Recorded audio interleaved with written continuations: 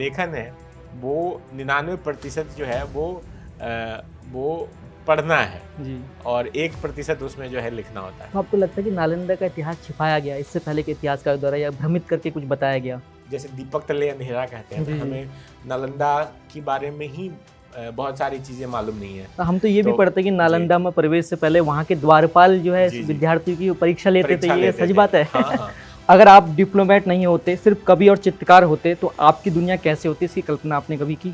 एकदम बहुत खूबसूरत होती है। कालिदास ने जो है ना प्रकृति को और प्रेम को दोनों को मिलाया। नमस्कार, इंडिया.com के लेखक से मिलिए कार्यक्रम में आपका स्वागत है। मैं हूं ललित पुलारा। आज हमारे साथ एक ऐसी शख्सियत हैं जो डिप्लोमेट होने के साथ ही एक संवेदनशील कवि, चित्रकार और अनुवादक हैं।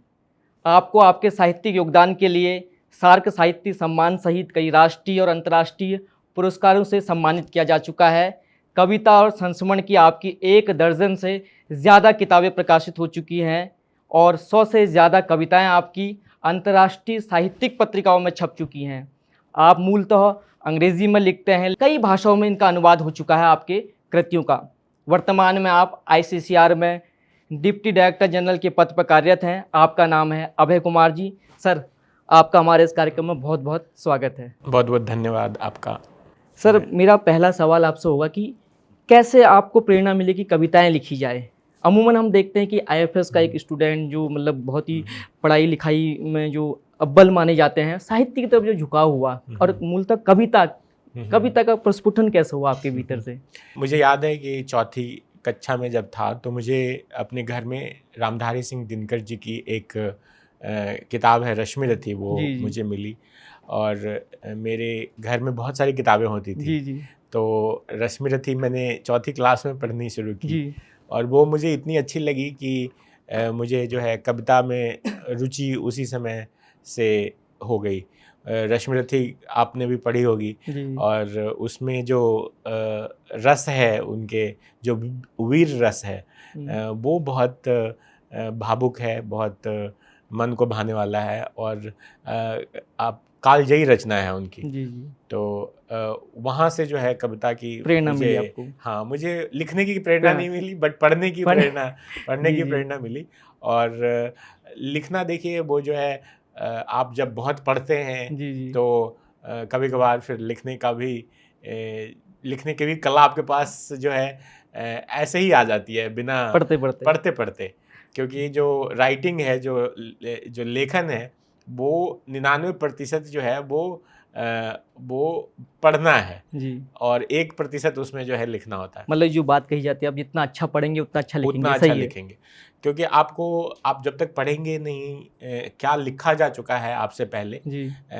तो आप लिखेंगे कैसे? ऐसा क्या, कौन सी घटना थी जिसने आपको राजनयिक होने के बाद कविता लिखने के लिए प्रेरित किया या मजबूर किया? तो क्योंकि अमूमन कोई ना कोई घटनाएं साहित्यकार सुनाते हैं अपने जीवन से हाँ, संबंधित। मैं रूस में था, मॉस्को में। जी। तो वहाँ पे मैंने जो है मेरी जो पहली किताब है वो एक संस्मरण है जी। और वो मेरे पहले जो है 25 साल का संस्मरण है।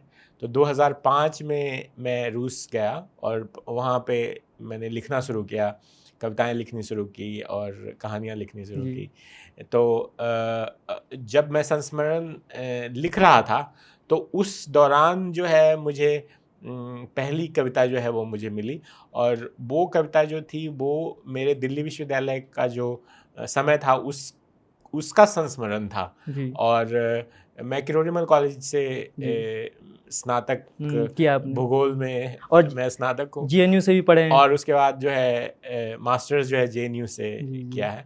तो जब मैं दिल्ली विश्वविद्यालय के ऊपर चैप्टर जो था वो लिख रहा था तब मुझे ये एक कविता अपने आप आई और सर, हाँ, कुछ बता सकते हैं उसका नाम भावार्थ हिंदी हाँ, में?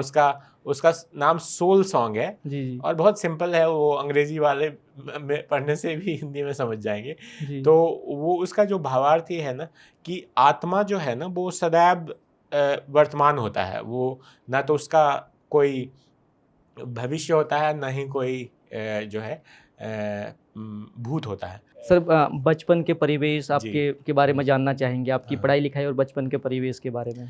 मेरा जन्म जो है वो नालंदा ज़िला में जो है एक छोटे से गांव में हुआ था।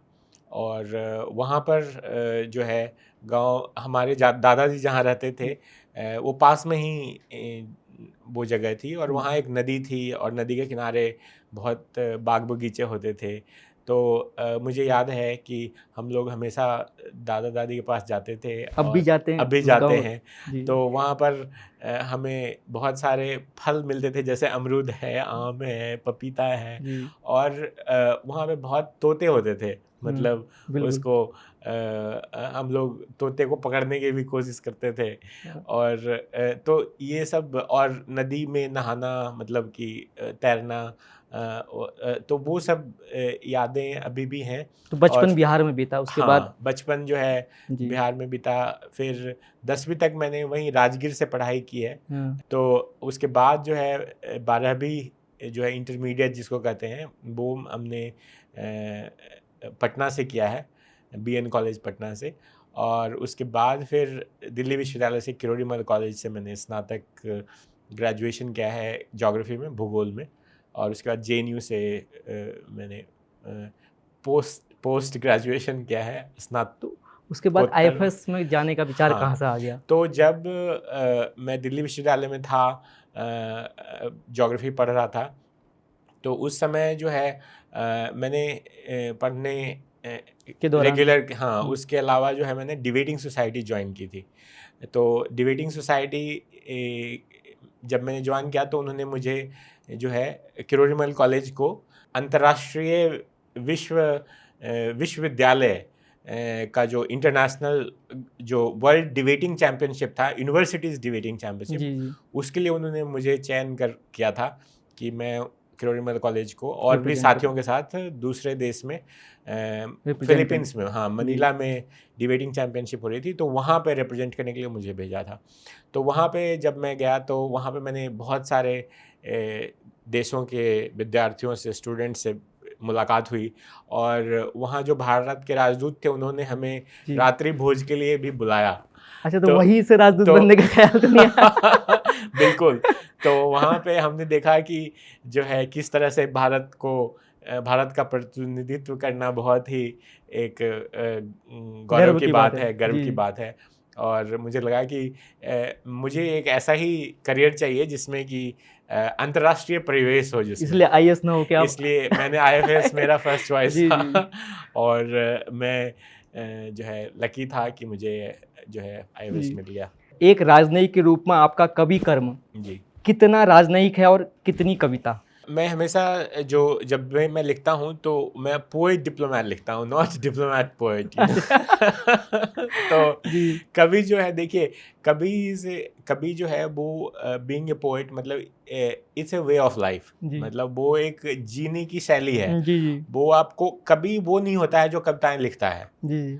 कवि जो है वो आप चाहे एक कविता लिखें या चाहे आपकी 10 किताबें हों, कविता का संग्रह पब्लिश हो, तो वो जो है एक मात्र आउटर फॉर्म है उसका, मतलब कि वो जो बाहर देखने वाली चीज़ है। लेकिन कवि जो वो होता है जिसका सोचने का नज़रिया अलग होता है, हर चीज़ को वो काव्यमय रूप से तो देखता सर हो। ये जो नजरिया है जी। कवि के सोचने का, उसका जो जी। सौंदर्य बोध है, हाँ जी। इसने क्या कोई आपकी पढ़ाई में कुछ मदद की जब आप आईएफएस बने या जरूर। मेरे एस्से में जो निबंध की जो पेपर होते हैं, तो उसमें जो है निबंध की शुरुआत मैंने रविन्द्रनाथ टैगोर की जो कविता है, where the mind is without fear, जी। उससे शुरू की थी, और मुझे निबंध में बहुत सारे मार्क्स आ गए थे। तो मेरा अगला सवाल भी इसी से तो उससे संबंधित जरूर है। मदद तो जरूर मिली होगी। जी। जी। मेरा सवाल यह है, बिहार से दिल्ली, फिर दिल्ली से कई देशों की आपकी यात्रा रही। जी। इस जीवन यात्रा में आपके साहित्यिक यात्रा को किस तरह से प्रभावित किया आपकी जीवन यात्रा ने? देखिए, मेरे लिए जो है कविता और कूटनीति दोनों बहुत जो है जुड़ी रही है एक दूसरे से, और एक दूसरे को जो है वो वो जो है एक दूसरे को परिपूर्ण करती है। जी। तो जैसे कि अगर मैं विदेश नहीं जाता या दूसरे देशों में नहीं जाता तो मुझे मतलब कि वो मौका नहीं मिलता देखने का और समझने का, और फिर वो चीज़ें मेरी कविताओं में नहीं आ पाती। हाँ, मैं जैसे कि एक कविता आपकी देख रहा था, जी, रबात, जी, जो जी, आपने लिखी है। आप मतलब जी, जी, जहाँ भी आप रहे हैं वहाँ जी, जी, के जी, जी, सौंदर्य बोध को आपने जी, अपने जी। शब्दों में बड़े अच्छे से ढाला है सर। आप देखिए, आप अगर टूरिस्ट की तरह कहीं जाते हैं तो आप एक शॉर्ट पीरियड के लिए, बहुत कम समय के लिए जाते हैं। लेकिन अगर आप कूटनीतिज्ञ की तरह जाते हैं, राजनयिक की तरह तरह जाते हैं, तो आपको कम से कम 3 साल कहीं पे रहना होता है। तो आपको देखने, समझने, वहाँ के परिवेश को, संस्कृति को पूरी तरह से जानने का मौका मिल जाता है। सर, भूगोल में एमए किया जेएनयू से, जी, आईएफएस बन गए। जी। ये कालिदास के मेघदूत और ऋतुसंहार पे काम करने का विचार कहाँ से आया? तो जब मैं मैडागास्कर में था, मैं राजदूत था वहाँ, और मैडागास्कर जो है ना, वो ऐसी जगह है कि वो हिंद महासागर में है। जो लोग नहीं जानते हैं मैडागास्कर को, उनके लिए वो हिंद महासागर में बहुत सबसे बड़ा जो है टापू है। आइलैंड है। हाँ, जी। आइलैंड है, मतलब पश्चिमी हिंद महासागर में, और वो मॉरिशस के बिल्कुल ही बगल में है। और वहाँ भूगोल जब मैं पढ़ रहा था किरोड़ीमल कॉलेज में, तब मैंने जाना था कि जो जी। मानसून की उत्पत्ति जो होती है हम्म। वो हिंद महासागर में होती है, और वो जगह मैडागास्कर और मॉरिशस से बहुत नज़दीक है। उस जगह का नाम है मैस्करीन हाई। तो वहाँ से जो है मानसून की उत्पत्ति होती है, और मानसून जो है वो आगे फिर बढ़ते हुए वो इक्वेटर को क्रॉस करता है, फिर भारत की तरफ आता है। मैंने सोचा कि उस समय कोविड का समय था, और उस समय जो है मैंने सोचा कि मैं खुद मेघदूत को पढ़ूँ संस्कृत में, और चूँकि मैं कवि हूँ तो मेरा जो अनुवाद होगा वो जो है काव्यात्मक अनुवाद होगा, जी। क्योंकि ज़्यादातर अनुवाद जो अभी तक हुए हैं मेघदूत के और ऋतु संहार के, वो स्कॉलर्स ने किया है या एकेडमिक्स ने किया है। तो वो फिर वो जो उसकी जो पोएटिक मतलब कि उसकी जो सौंदर्य बोध है जो। काव्यात्मक, हाँ, जो जी। सौंदर्य बोध है उसमें थोड़ी कमी रह जाती है। जी। तो चूँकि मुझे मानसून लिखनी थी, तो मैंने उसके लिए सोचा कि मैं पहले कालिदास जी की रचनाओं का अनुवाद करूँ और फिर मैं अपनी कविता लिखूँगा। तो कालिदास जी ने प्रभावित किया आपको, उनके जी, जी, काव्य ने? एकदम सर, बिल्कुल, किस तरह से बिल्कुल। प्रभावित किया?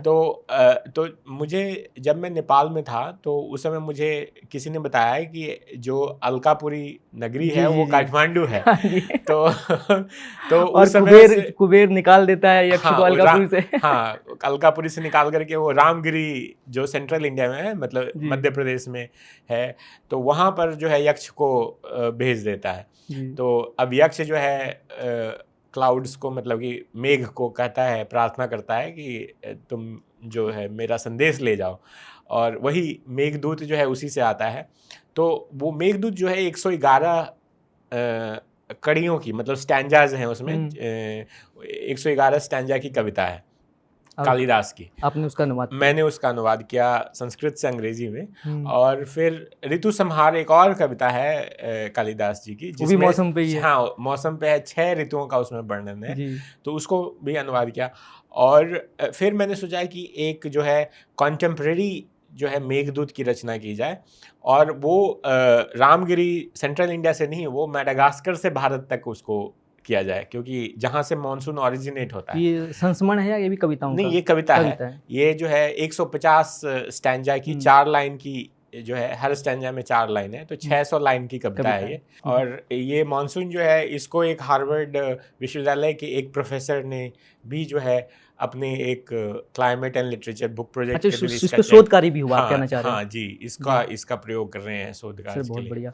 सर, जी। आप कई देशों में रहे, जी। वहाँ के साहित्यिक परिवेश और भारत के साहित्यिक परिवेश में क्या अंतर देखते हैं हम मूल रूप से? तो देखिए, भारत जो है एक विशाल देश है। यहाँ पर 28, कम से कम 22 तो अनुसूचित भाषाएं ही हैं, और उसके अलावा भी बहुत सारी भाषाएं हैं। मैंने एक किताब जो यहाँ पे है, ये 100 ए ग्रेट इंडियन पोएम्स, इसमें 28 भाषाओं से अनुवाद है कविताओं का, अंग्रेजी में। 28 अलग अलग भाषाओं कविताओं का? कविताओं का, हाँ, जी, जी। अलग अलग भाषाओं से। तो भारत में जो एक तरह से जो लिटरेरी, मतलब रिचनेस है, मतलब जो हमारी जो सांस्कृतिक विविधता है वो बहुत कम मिलती है दूसरी जगह देखने को।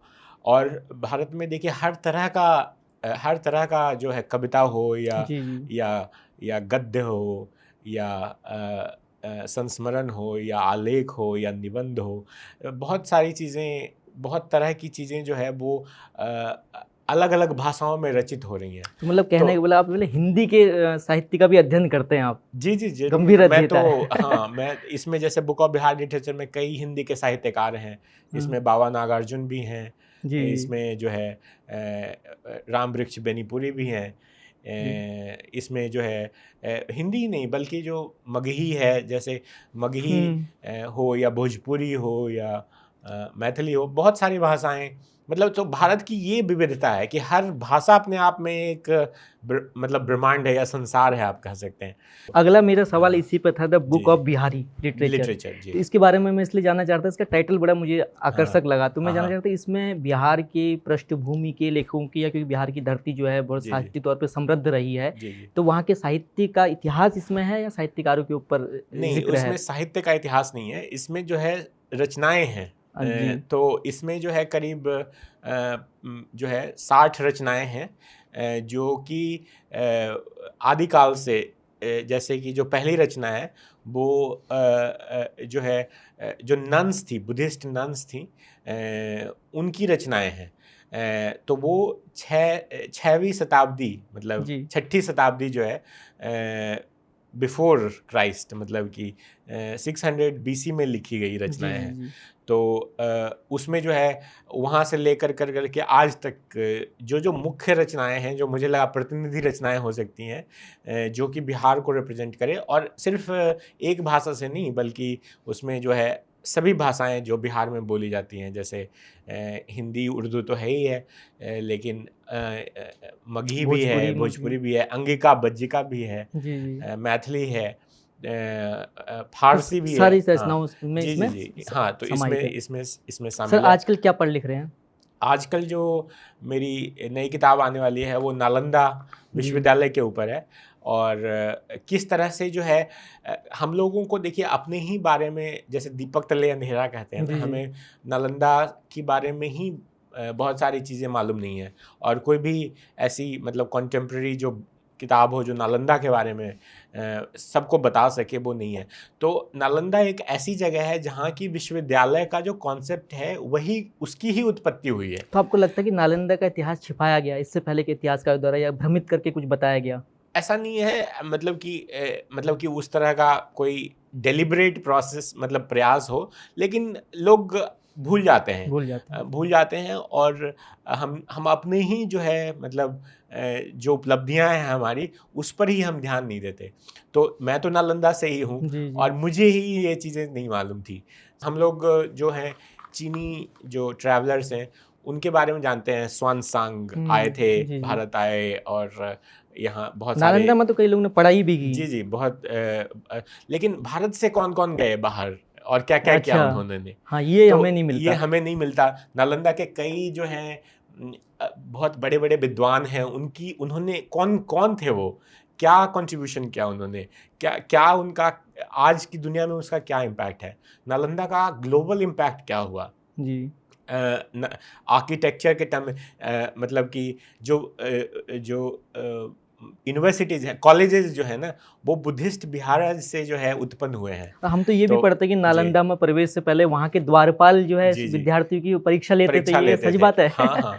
और नालंदा आज भी जाइए, वहाँ के जो खंडहर हैं नालंदा को देखिए, कितना बड़ा उनका जो है, आपको कम से कम आधा दिन चाहिए उसको देखने के लिए।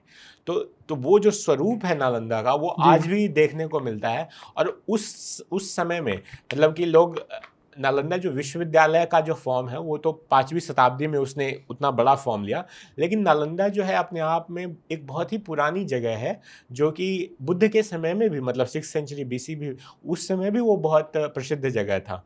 और वहाँ बुद्ध, महावीर, मक्खई गोसाल सभी मिलते थे, फिलोसफर्स मिलते थे।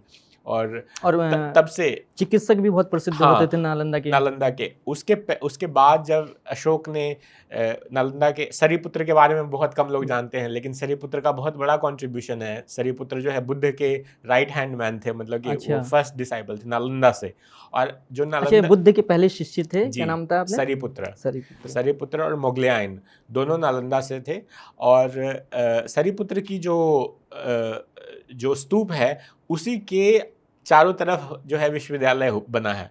तो 3rd सेंचुरी BC में, मतलब कि 3री शताब्दी ईसा पूर्व, हाँ, वहाँ अशोक ने सरीपुत्र का एक स्तूप बनवाया। फिर वहाँ पे एक विहार भी बनवाया उसके साथ साथ।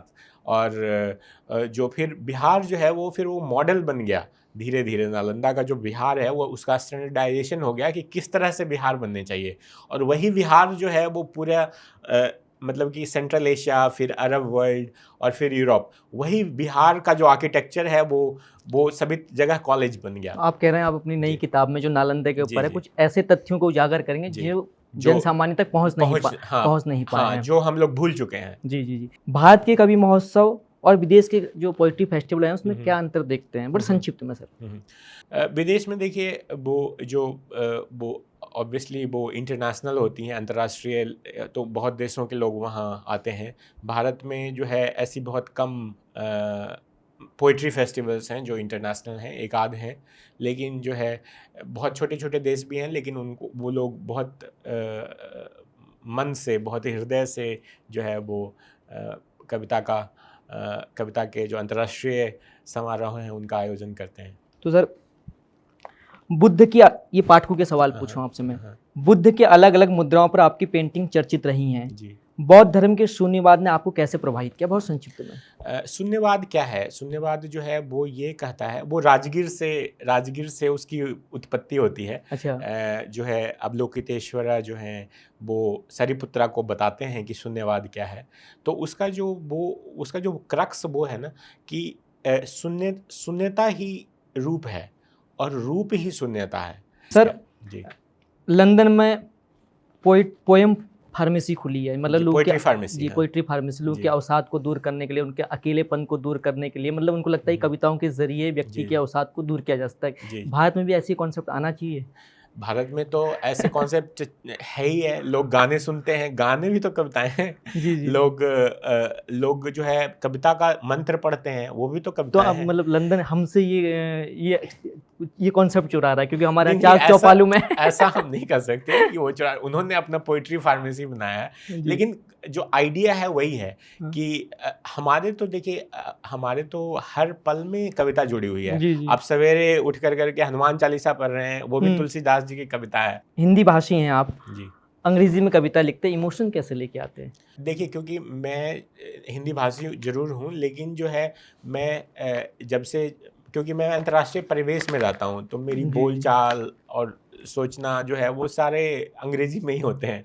कभी ऐसा महसूस हुआ कि आपकी कविताएं मातृभाषा में होती तो आम भारतीय पाठकों को ज़्यादा प्रभावित कर पाती? क्योंकि मतलब कि जो है मेरा जो परिवेश है वो अलग है, क्योंकि मैं अंतर्राष्ट्रीय परिवेश में रहता हूँ। तो आपने अंतर्राष्ट्रीय पाठकों के लिए मैं अंतर्राष्ट्रीय पाठकों के लिए जो है वो आप भारत के साहित्य को अंतर्राष्ट्रीय पटल पर हाँ, ला रहे हैं। अनुवाद मैं बेशक अनुवाद करता हूँ हिंदी से, मगही से। मेरी जो मातृभाषा है वो मगही है एक्चुअली।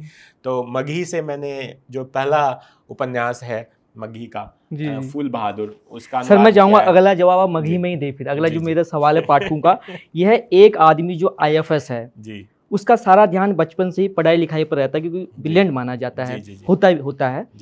पढ़ाई के साथ कविता का जो लेखन किया, ऐसे में नौकरी के और साहित्य के बीच तालमेल कैसे बैठाया? अब मगही में जवाब मगही में जवाब दे कि कविता और कूटनीति में हम लिख लिए कि कविता और कूटनीति में दोनों में शब्द के संग संबंध रहा है जी। तो उस संबंध में कविता में भी शब्द के प्रयोग में माहिर होवे के चाहिए और कूटनीति में भी शब्द के प्रयोग में माहिर होवे के चाहिए जी सर। तो कविता कवि और कूटनीतिज्ञ दोनों शब्द के साथ हर समय काम कर रहा था। सर रैपिड फायर है, जल्दी बिल्कुल। अगर आप डिप्लोमेट नहीं होते, सिर्फ कवि और चित्रकार होते, तो आपकी दुनिया कैसे होती, इसकी कल्पना आपने कभी की? एकदम बहुत खूबसूरत होती है और खूबसूरत है। क्या आपको लगता है कि कविता गजा में इजराइल हमास, लेबनान में इजराइल हिजबुल्लाह और रूस यूक्रेन के संघर्ष को रोक सकती है? पास। अच्छा, अगर आपसे कहा जाए कि अंग्रेजी को छोड़कर हिंदी के 5 कवियों का नाम बताए तो कौन होंगे? हिंदी के हमारे कबीर, जी बाबा नागार्जुन, जी रामधारी सिंह दिनकर, जी विद्यापति को आप मैथिली हिंदी दोनों मान सकते हैं, जी माखनलाल चतुर्वेदी। जी। सर सारे पुराने बताए, को नए भी बता दीजिए अगर कोई। नई में अनामिका जी हैं। अच्छा। जी सर, वायु प्रदूषण से दिल्ली गैस चैम्बर शुक्ला बनती जा जी रही है। हैं, जी, विनोद कुमार शुक्ला। विनोद कुमार शुक्ल जी, हाँ। बिल्कुल। वायु प्रदूषण से दिल्ली गैस चैम्बर बनती जा रही है। क्या आपको लगता है कि कालिदास के मेघदूत में जिस तरह से यक्ष जो है बादलों को संदेशवाहक बना रहा है, उसी तरह से कोई कवि अगर बादलों से निवेदन करे कि बारिश हो जाए तो संभव है? मैंने एकदम इस पर मैंने एक लेख भी लिखा है कि Kalidas during the time of climate change, environmental pollution and biodiversity loss, जी एंड क्यों कालिदास को आज पढ़ना जरूरी है ताकि हम इससे बच सकें, और कैसे कालिदास हमें सिखाते हैं। तो कालिदास हमें ये सिखाते हैं कि आप जो प्रकृति को ना प्रेमिका के रूप में देखो, माँ की तरह मत देखो उसको, और आप जब प्रेमिका की तरह देखोगे तो आपको पूरा अंदाज होगा कि किस तरह से प्रकृति के साथ संबंध रखना तो चाहिए। आपके जीवन में कालिदास प्रेम लेके आए? जरूर। आपके प्रेम में उनकी महत्वपूर्ण भूमिका रही? देखिए, कालिदास का जो सबसे जो मतलब कि क्यों कालिदास आज भी जो है उतने ही सांदर्भिक हैं, क्योंकि कालिदास ने जो है ना प्रकृति को और प्रेम को दोनों को मिलाया, और वो जो है इटर्नल है। प्रकृति भी हमेशा के लिए रहेगी और प्रेम भी। तो ये बहुत जरूरी है कि आप प्रकृति से प्रेम करिए। अगर प्रकृति से प्रेम करेंगे तो ना तो ये पोल्यूशन होगा। पोल्यूशन क्यों हो रहा है? क्योंकि लोग जो है एयर कंडीशनर चला रहे हैं घरों में, गाड़ियां मतलब कि यूज कर रहे हैं, पेड़ कट रहे हैं। कालिदास की मेघदूत अगर कोई पढ़ता है तो वो प्रकृति के संरक्षण के प्रति ज्यादा जवाबदेह हो सकता है। एकदम 100%। क्योंकि आप कालिदास जो है, आप मेघदूत पढ़िए या ऋतु संहार पढ़िए, कालिदास जो है वो निर्जीव जो मेघ है उसमें भी प्राण फूंक देते हैं। मेघ को वो जो है जीवित की तरह देख रहे हैं। अब अगला सवाल मेरा, नदियों को वो जीवित देख रहे हैं। नदियां उनमें जो है जीवित हैं कालिदास की रचनाओं में, पेड़ पौधे जीवित हैं, वो आप और हमारे जैसे हैं। जी सर, क्या सिविल सर्विसेज की पढ़ाई के दौरान आप किसी के प्रेम में पड़ गए थे जो कवि बन गए? क्योंकि सिविल सर्विसेज के छात्र पढ़ाई पर ज्यादा ध्यान देते हैं, कविता पर कम। नहीं, मैंने कविता जो है सिविल सर्विसेज करने के बाद लिखनी शुरू। अच्छा जी सर, कैसा लगा आपको हमारा ये कार्यक्रम? नहीं, बहुत सुंदर था सर, बहुत बहुत धन्यवाद आपका। Thank you.